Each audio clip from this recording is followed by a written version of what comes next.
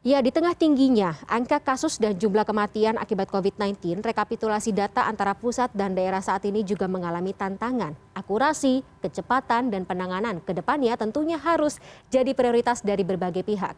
Namun komunitas lapor COVID-19 mengatakan ada gap data kematian akibat COVID-19 yang cukup besar antara pemerintah dan laporan dari daerah. Kita elaborasi lebih lanjut bersama dua narasumber yang sudah hadir bersama saya malam hari ini, sudah tersambung melalui sambungan Zoom.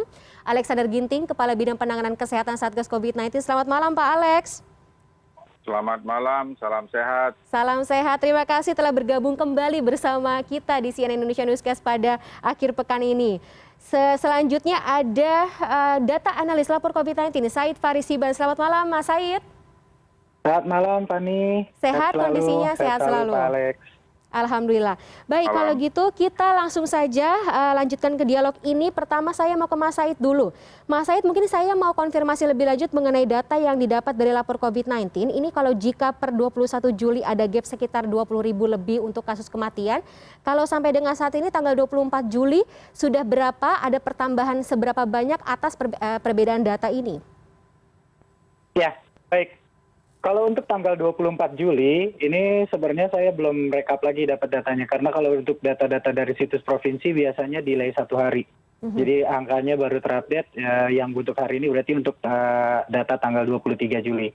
Sehingga yang saya lakukan rekap terakhir kali itu adalah tanggal 23 Juli. Dan selisihnya itu memang mungkin tidak sebesar seperti tanggal 21 Juli silam. Berdasarkan hitungan, masih ada selisih 19.838. Perbedaan. Itu temuan ini datanya banyak terjadi di wilayah mana saja, Mas Said? Baik, sejauh ini ketika kita breakdown perbedaan selisih tersebut, ya, perlu kita pahami bersama-sama bahwa tidak seluruh data dari Kemenkes itu punya data yang minus. Dalam artian selisih minus ya, selisihnya justru angka Kemenkes lebih kecil, tidak semuanya. Karena masih ada sejumlah provinsi ya sekitar 12-an itu angkanya selalu bisa lebih gitu, dan beberapa lainnya itu tepat sama dengan angka yang ada di provinsi. Namun masih ada sekitar 14 provinsi yang mempunyai perbedaan angka minus. Dua provinsi lainnya itu yaitu Jawa Tengah dan Jawa Barat memegang provinsi dengan selisih terbesar dengan angka yang disampaikan Kemenkes pada tanggal 23 Juli dalam kasus kematian ini. Perbedaan itu 10.000 untuk Jawa Tengah dan Jawa Barat 6.000. Sisanya ada di atas 300-an. Jogja itu 700. Dan itu terus meningkat ya. Oke. Sebelum saya ke Pak Alex, ini saya juga ingin menanyakan, saya penasaran Mas Said, dari lapor COVID-19 sendiri sebenarnya mekanisme pengambilan datanya ini bagaimana ya Mas? Baik.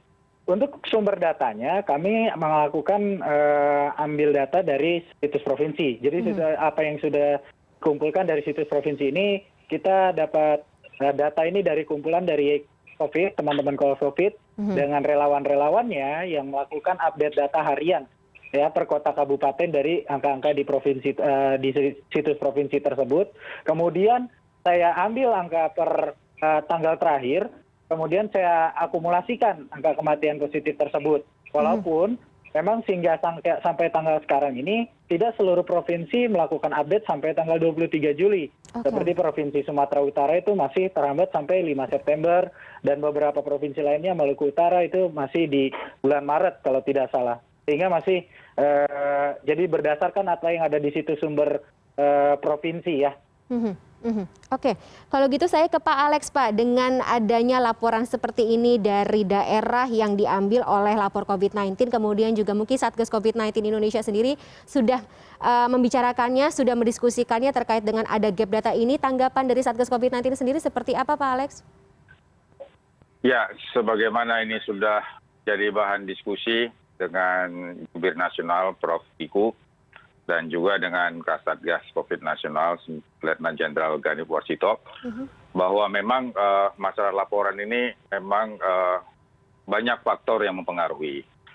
Pertama adalah masalah catatan, dan kemudian masalah pelaporan, dan kemudian entry sistemnya. Dan tentu kita juga harus bisa melihat bahwa kematian di rumah sakit juga kematian itu ada berbagai tempat. Ada di UGD, ada di ruang isolasi, dan ada juga di ruang ICU ataupun di ruang intermediate. Nah, di ruang UGD juga kita harus bisa klasifikasi juga.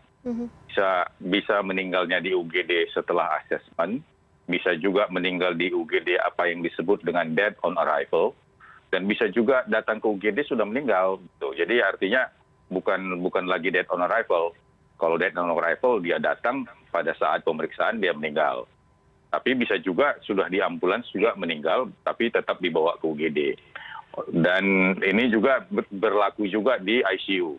Jadi di ICU juga ada yang sudah ditangani, kemudian meninggal, tapi ada juga perpindahan dari ruang isolasi oleh kena kritikal, maka dia meninggal. Nah, yang berikut adalah bahwa pasien COVID yang ada di rumah sakit juga tidak merupakan diagnosis tunggal. Dia juga mempunyai diagnosis penyerta. Sehingga pasien itu datang tidak hanya satu masalah, tapi juga dengan complicated. Dan kemudian juga ada yang meninggal oleh karena ketidakadaan oksigen, ada juga yang meninggal karena oksigenasi. Tapi umumnya kalau dari berbagai laporan yang kita baca, termasuk yang ada di Jawa Barat ataupun di Jawa Tengah, itu banyak meninggal itu di UGD dan di ruang isolasi. Dan kalau mungkin juga terjadi di ICU, itu lebih oleh karena memang sudah critical care, sudah ada badesitokain. Jadi kalau kita lihat bagaimana laporan mengenai kasus kematian, kita juga harus bisa lihat kasus kesembuhan, ya. Seperti misalnya Jumat 16 Juli itu 1.205 kasus yang meninggal. Terus kemudian tanggal 19 bulan 7 1.338. Kamis 22 1.449 kasus. Artinya kasus kematian itu kita lihat angkanya memang naik. Tapi kita harus juga lihat di dalam kasus yang sembuh. Yang sembuh juga kita lihat angkanya bisa kita percaya. Artinya 16 bulan 7 ada sampai 28.000, 27.000, bahkan di 22 Juli angka kesembuhan itu 36.000. Jadi kalau kita melihat apakah data itu akurat atau tidak, valid atau tidak, berbagai parameter yang disampaikan oleh Satgas ataupun oleh Kementerian Kesehatan harus kita lihat. Jangan di kematiannya kita mempertanyakan, tapi di kesembuhan tidak, misalnya. Oleh karena itu memang kita mengapresiasi apa yang dilakukan oleh lapor COVID tersebut. Ini suatu bentuk respons dan juga bentuk perhatian. Dan kita anggap ini menjadi salah satu artinya untuk memperkaya data-data kita. Hanya memang di dalam melihat kematian itu sama seperti melihat satu gelas yang berisi air. Apakah gelas itu berisi air atau gelas itu setengah kosong atau setengah berisi. Jadi kita harus bisa melihat angle-nya. Kematian yang resmi di rumah sakit itu selalu adalah dengan penulisan surat kematian. Dalam surat kematian itu ada cause of death. Jadi cause of death itu di situ ditulis with COVID atau by COVID. Jadi misalnya dia datang sebenarnya dengan stroke dan dia dirawat dengan stroke hemorragis. Tapi pada saat dia perawatan dia juga ada COVID. Tapi sebenarnya penyebabnya sebenarnya adalah karena dia stroke hemoragis. Jadi, tapi ada juga orang datang dengan COVID murni, tapi juga dengan perburukan oleh karena komorbid. Jadi jadi dalam pendataan pelaporan ini juga harus bisa melihat dari surat kematian yang ditulis oleh dokter yang merawat. Jadi dokter yang merawat itu kalau kita lihat di kolom paling bawah, itu ada cause of death. Jadi cause of death yang primer apa, yang sekunder apa, dan kemudian bisa menentukan apakah penyulitnya, apakah perburukannya. Jadi inilah yang dirumuskan. Nah kemudian tidak tertutup juga kemungkinan ada yang meninggal di sektor hulu. Ya. Di sektor hulu itu bisa di isolasi yang mandiri atau isolasi yang terpusat oleh karena mungkin kelambatan, delay. Delay itu bisa oleh karena sistem, bisa juga oleh karena bantuan yang telat, bisa juga oleh karena pasien. Nah, pasien itu bisa terjadi ada keengganan untuk ke rumah sakit. Kemudian yang kedua, bisa juga pasien itu tidak mengerti dengan gejala. Padahal kita sudah mengatakan kalau mereka isolasi mandiri, panduannya adalah bahwa mereka harus tahu oksimetri. Dengan oksimetri itu akan kelihatan apakah dia masuk ke kritikal atau tidak. Kalau saturasinya masih 95, it's okay. Tapi kalau saturasi turun 94, 93, 92, itu sudah saatnya ke rumah sakit.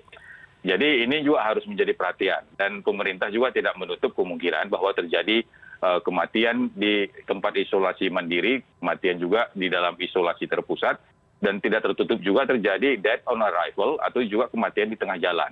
Dan Oke. semua itu memang adalah oleh karena ketepatan dan kecepatan untuk melihat Alex. bagaimana ada gejala perburukan atau tidak. Oke, Pak Oleh karena Alex. itu dalam laporan ini yang saya tangkap adalah bagaimana kita memang mengelola isolasi mandiri tersebut dengan baik, sehingga perburukan tidak ada dan kemudian angka kematian juga bisa kita tekan. Oke Pak Alex, tapi yang saya juga koreksi ini adalah, koreksi saya kalau salah maksudnya, yang menggelitik adalah berarti ada perbedaan mengenai definisi kematian akibat COVID-19 yang sudah ditetapkan oleh Menteri Kesehatan dan juga yang ada di daerah atau rumah sakit daerah. Kalau tadi Pak Alex menyebut, ada rumah sakit yang mencatat kematian akibat komorbid A yang akan diambil atau kematian yang dicatat akibat COVID-19 yang akan diambil, seperti itu perbedaannya, itu yang menjadi salah satu faktor penyebab gap. Tapi tahan dulu Pak Alex dan juga Mas Said, kita akan lanjutkan kembali dialognya setelah yang satu ini. Tetaplah bersama kami karena CNN Indonesia Newscast segera kembali.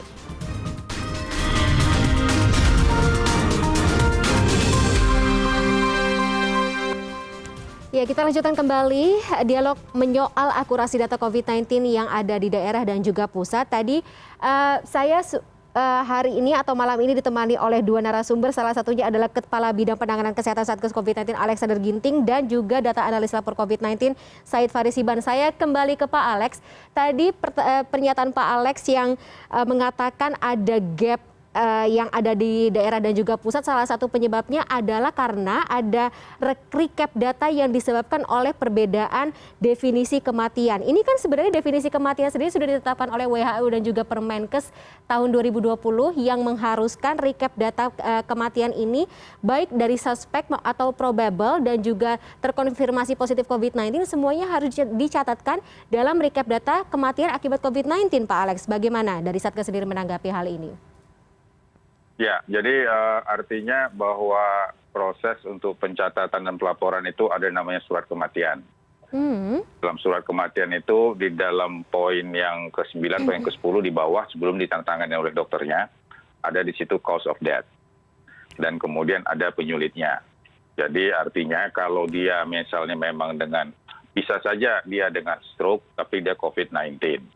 Tapi kelihatan yang masuk ke rumah sakit misalnya oleh karena stroke hemorragisnya. Itu yang dicatatkan berarti? Tapi akan dicatat nanti sebagai stroke hemorragis, meninggal karena stroke hemorragis, kesadaran menurun bersama dengan COVID-19.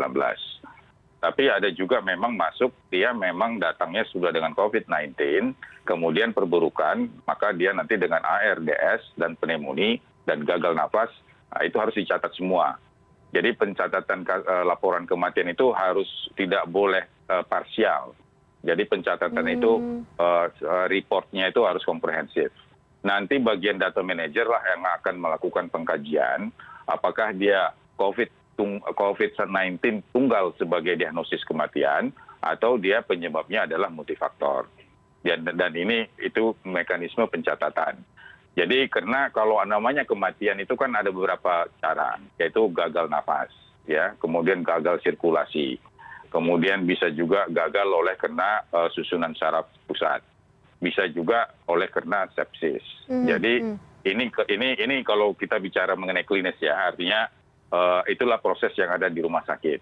Tapi secara statistik tentu harus bisa juga melihat apakah dia ini secara laboratorium COVID-19-nya itu positif atau tidak. Belum lagi kalau kita bahas mengenai perjalanan penyakit COVID, itu banyak hal yang membuat dia masuk ke dalam kematian. Di samping badai sitokain, kemudian ada masalah koagulasi, ada masalah inflamasi, ada masalah infeksi. Ini banyak yang menjadi faktor sehingga terjadi perburukan. Jadi recap data tersebut. Jadi sebenarnya bukan hanya masalah virusnya saja yang membuat perburukan itu. Lebih terjadi oleh karena efek dampak daripada sepsis itu sendiri, ARDS itu sendiri, dan juga oleh karena masalah koagulasi. Dan kalau kita lihat juga banyak orang dengan hipoksemi, dia masih bisa main handphone, masih bisa kirim WhatsApp, dalam tempo 2 jam dia sudah meninggal. Artinya ini juga tanpa terprediksi, tapi sebenarnya bisa terjadi oleh karena berbagai faktor yang ada dalam pasien tersebut. Oke, Pak Alex, tapi berarti itu semuanya dimasukkan ke dalam recap data kematian akibat COVID-19 atau kembali dikotak-kotakan? Itu semua ada dalam lembar diagnosis kematian. Jadi setiap rumah sakit di dalam melepas satu pasien karena meninggal dunia, itu proses kematiannya harus dicatat. Dan kemudian ini nanti akan dikaji pengkajian itu ada secara klinis, ada pengkajian secara epidemiologis. Jadi artinya kita bisa melihat dari berbagai spektrum yang cukup luas di dalam menetapkan meninggalnya dengan COVID. Jadi ada death by COVID, with COVID, atau dengan juga COVID dengan komorbid yang lainnya. Itu semua bisa ditulis semua di situ. Oke, Pak Alex. Dan petugas pengkajian untuk kematian nanti akan bisa menentukan surveinya. Itu Pak yang kalau meninggalnya di ruang isolasi ataupun meninggalnya di ruang ICU. Tapi kalau meninggal di UGD ini ada beberapa hal lagi yang atau harus isolasi bisa kita mandiri, lihat. gimana tuh, Pak Ada yang disebut dengan dead on arrival, ada juga datang sudah meninggal. Dan kemudian ada juga yang dari rumah sudah meninggal dibawa ke UGD hanya untuk menatakan bahwa ini meninggal dunia. Sehingga ini juga kesulitan, tapi yang jelas bahwa rumah sakit tetap bisa mendeklar bahwa ini sudah meninggal dunia. Dan termasuk kemudian yang isolasi demikian juga mandiri. waktu isoman. Ya, kalau dia memang punya lembaran COVID-nya, laboratoriumnya bahwa PCR-nya dia positif, dan kemudian dia meninggal di rumah, ya bisa kita katakan bahwa dia meninggal dengan COVID. Tapi tentunya kita harus melihat juga kena komorbidnya apa, dan kemudian juga perburukannya bagaimana, tentu dengan melakukan berbagai pengkajian yang dalam pendalaman terhadap keluarga. Baik, Pak Alex. Jadi artinya masalah kematian itu tidak semudah menyatakan bahwa dia meninggal cukup dengan kata-kata meninggal saja, tapi kita juga harus bisa melihat apa penyertanya, apa penyebabnya, kemudian apa faktor-faktor lain yang beserta dengan dia. Tapi yang jelas bukan karena interaksi obat, tapi lebih juga oleh karena perburukan, perjalanan penyakit, kemudian komorbid yang tidak tertangani dengan baik, dan kemudian juga termasuk juga intervensi yang kurang cepat.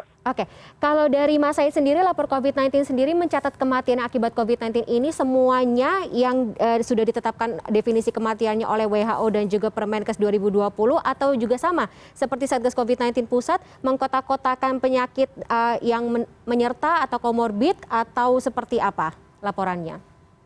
Ya, baik. Pertama, secara umum kita tidak melakukan pengkotak-kotakan ada komorbid atau tidak, karena itu sangat sulit sekali mendapatkan data tersebut. Kalau seandainya memang ada data tersebut dan itu terbuka untuk seluruh kematian positif yang kami catat, kami akan sangat senang sekali ya, gitu ya. Tetapi seperti yang diketahui, seperti yang tadi angka-angka yang selisih itu baru hanya kematian positif saja, Fani. Jadi memang baru kematian positif saja. Saya belum mengutarakan angka kematian yang probable. Yang tentu kematian probable ini yang diduga kuat sebagai COVID, tapi harusnya dihitung, namun tidak dihitung. Seperti itu fenomena gunung es begitu ya, Mas Said ya? Suspek itu ada 7 ribuan. Dan itu belum termasuk yang kematian isolasi mandiri di luar rumah sakit. Gitu. Yang masih yang sedang kami catat juga ya. Dan sampai sekarang ini, kami telah mendapatkan angka statistik kematian saat isolasi mandiri, yang juga belum masuk dalam perhitungan kematian isoman positif itu sendiri, itu masih ada 2.641. Itu pun masih under report. Jadi masih banyak dari angka-angka yang dikumpulkan provinsi disampaikan di situs-situs provinsi, itu pun juga masih belum menggambarkan keadaannya. Gitu. Sehingga kami lebih fokus dalam menyoroti kematiannya itu sendiri. Ini yang disebut dengan fenomena gunung es angka kematian tersebut ya, Mas Said? Betul sekali. Kalau misalnya mengenai underreported ini sendiri, dampak ke depannya, what the worst can happen ketika laporan underreported ini berkelanjutan atau kontinuitas dan tidak ada antisipasi? Ya, tentunya ketika underreport ini saya pribadi merasa siapapun yang telah meninggal itu tetap harus dicatat, walaupun mereka itu bukan angka gitu.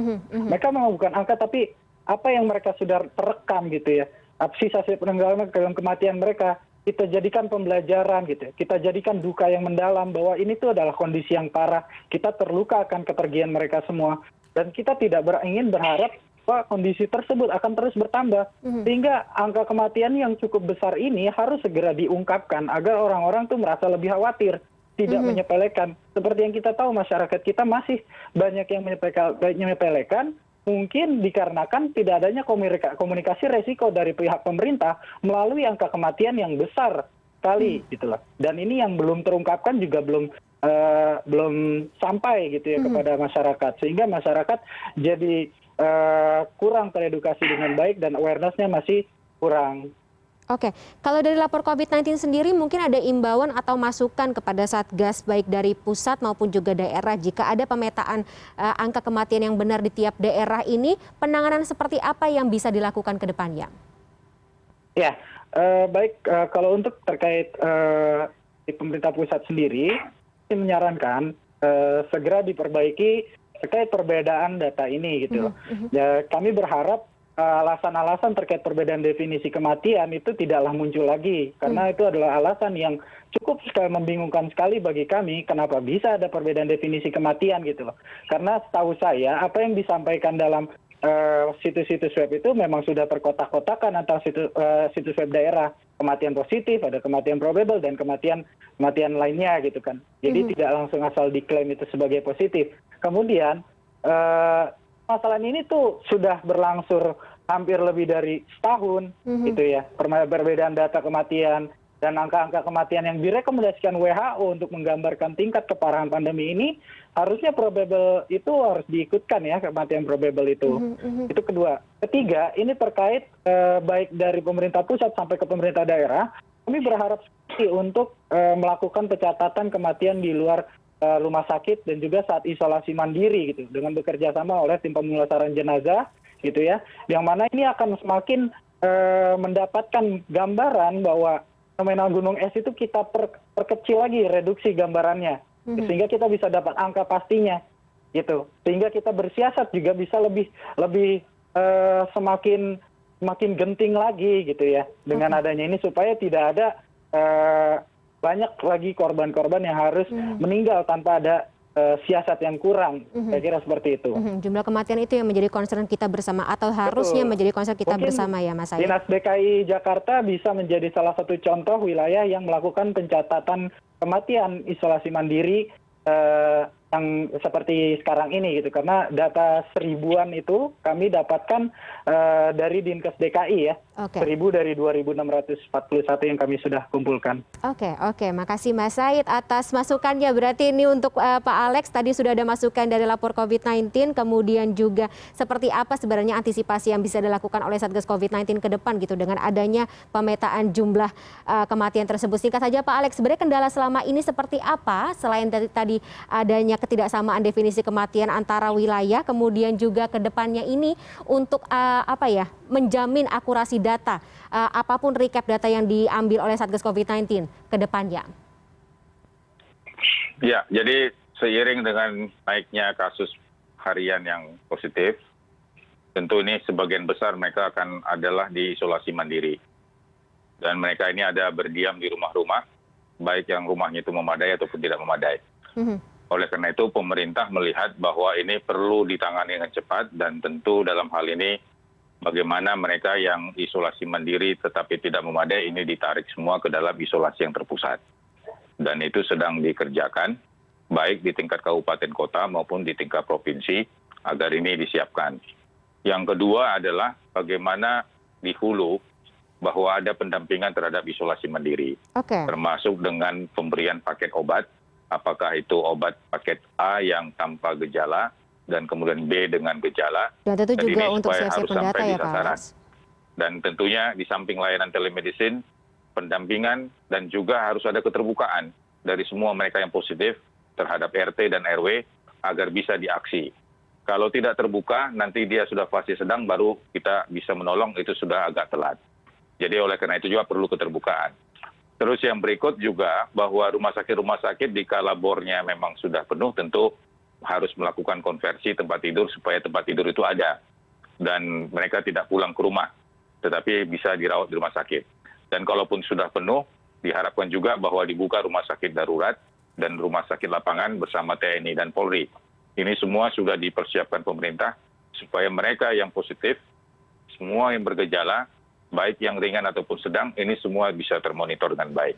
Tentu kita berharap bagi mereka yang positif, mereka juga terbuka. Jadi jangan karena mereka masih baik, masih segar, mereka menutupi dirinya. Karena dengan varian baru ini, walaupun positifnya baru 2 hari, pada hari ketiga dan hari keempat sering terjadi perburukan. Dan perburukan itu memang progresnya tidak cepat, tetapi dia menurunkan saturasi. Artinya ada pneumonia. Jadi ini yang paling penting yang harus kita concern, bagaimana pneumonia itu jangan terjadi. Pneumonia itu adalah infeksi dan infiltrasi di paru-paru. Jangan sampai Membuat terjadi. akhirnya kebutuhan oksigen berkurang dan sehingga akhirnya ini mengakibatkan juga terjadinya perburukan. Oke, Dan Pak yang Alex. berikut juga adalah bahwa testing dan tracing ini juga penting. Jadi bagi mereka yang isolasi mandiri, semua yang satu keluarga di rumah itu adalah kontak erat. Jadi kontak erat ini juga harus perlu di testing, apalagi yang bergejala. Jadi selagi kontak erat ini bisa kita tahan, bisa kita lakukan karantina, ini akan mengurangi penularan. Kuncinya adalah memutuskan rantai penularan. Memutuskan Dengan rantai memutuskan penularan, rantai penularan, ini masalah ini akan bisa Baik, kita Pak Alex. tanggulangi. Dan Baik. kalau mereka sudah positif, mereka bisa isolasi terpusat, mereka bisa masuk di rumah sakit darurat, ini juga akan mengurangi sebagaimana yang disampaikan tadi lapor COVID tadi, Oke. angka-angka yang tidak terdeteksi. Oke, Jadi kita berterima kasih juga kepada seluruh masyarakat atas responsnya yang bisa membantu pemerintah dan memperkaya wacana pemerintah di dalam rangka penanggulangan COVID tersebut. Karena Baik. ini memang adalah tugas kita bersama, Baik, seluruh baik. komponen yang ada di masyarakat. baik. Terima kasih sekali Pak Alex. Kita harapkan agar adanya sinergi ya, baik dari laporan daerah, kemudian juga recap data yang harus dilakukan oleh pusat ini, kedepannya akan semakin akurat sehingga tidak ada lagi gap data seperti ini, sehingga antisipasinya juga semakin baik di tiap-tiap daerahnya untuk mencegah adanya peningkatan jumlah kematian akibat COVID-19 di Indonesia. Terima kasih sekali lagi atas waktunya bersama kami malam hari di CNN Indonesia Newscast, Pak Alex Ginting dan juga Mas Said Hiban atas waktunya. Sehat selalu. Terima kasih sekali lagi. Sehat Selamat selalu. malam. Selamat malam, terima kasih Kak. Selamat malam Salam Pak. sehat. Yuk.